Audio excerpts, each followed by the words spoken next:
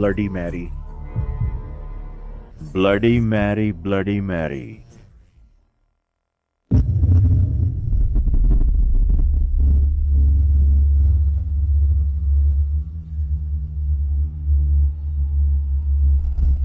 यह कहानी संजय कैंपबेल द्वारा लिखी गई है।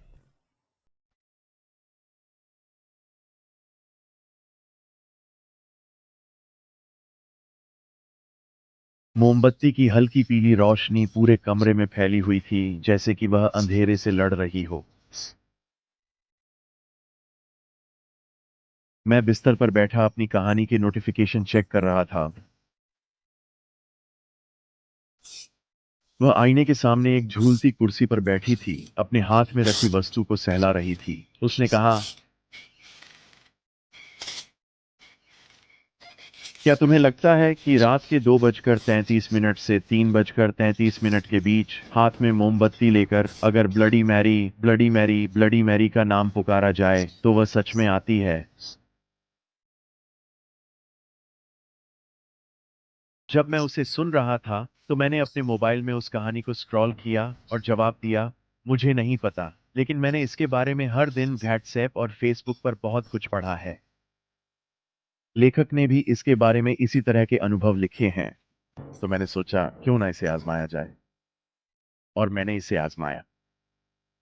मुझे फोन देखकर जवाब देते हुए देखकर वह हंसने लगी और बोली, तुम पूरी तरह से पागल हो, ऐसे काम मत करो, लोग सोचेंगे कि तुम पागल हो। हाँ, शायद तुम सही हो। ऐसा कहकर मैंने अपना मोबाइल एक तरफ रख दिया। अब तुम सो जाओ, देर हो रही है, मुझे लगता है कि मुझे चलना चाहिए। यह कहकर वह कुर्सी से उठ गई और मेरे बिस्तर के पास खड़ी हो गई। जैसे ही मैंने उसकी ओर देखा, मैं डर गया। ऐसा लगा जैसे मेरी आंखें फटी की फटी रह गईं। बिजली की चमक में उसका सड़ता हुआ चेहरा देखकर मुझे झुरझुरी हो गई। जैसे ही मैं यहां से चिल्लाने लगा, एक जोरदार आवाज आई और मैं नींद से जाग गया।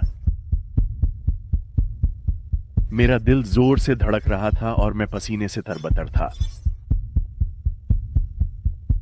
हे भगवान, क्या भयानक सपना था वो। डर शरीर में जहर की तरह फैल गया।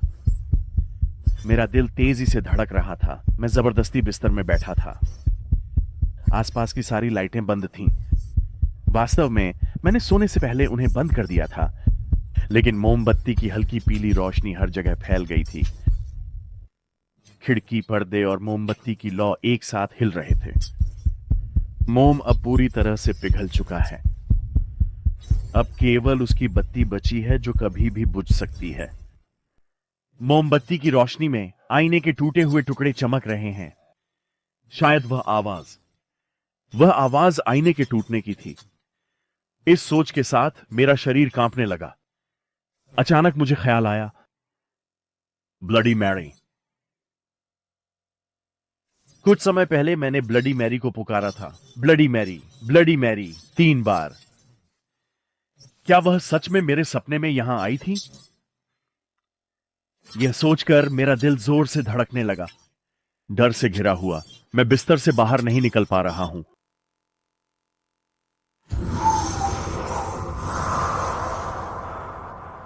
क्या होगा अगर कोई बिस्तर के नीचे से मेरे पैरों को पकड़कर मुझे अंदर खींच ले?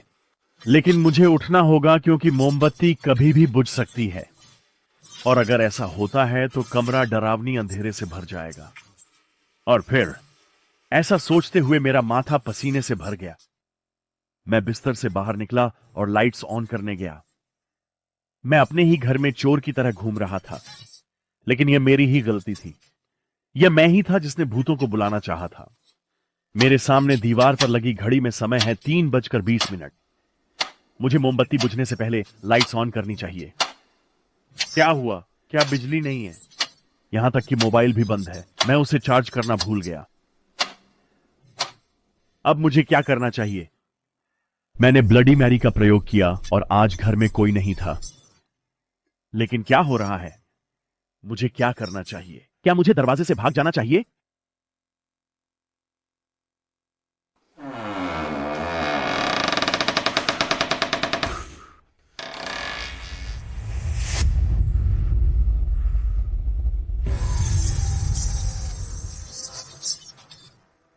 हे भगवान, नहीं, मोमबत्ती आखिरकार बुझ गई है। हर जगह अंधेरा है। मेरे चारों ओर बस घना काला अंधेरा है। घड़ी की सेकंड हैंड की आवाज चारों ओर गूंज रही है। Tick tock, tick tock. घड़ी की आवाज के अलावा कुछ अतिरिक्त बड़बड़ाहट सुनाई दे रही है। कुछ अजीब। मुझे अपने पीछे से कुछ सुनाई दे रहा है। मैं इसे सुन नहीं पा रहा हूं, लेकिन कुछ शोर है। मेरे कानों में ठंडी हवा लग रही है और शब्द अब स्पष्ट हो रहे हैं। हां, मैं उन्हें सुन सकता हूं। ओह, आईना टूट गया है। अब मैं वापस कैसे जाऊंगा?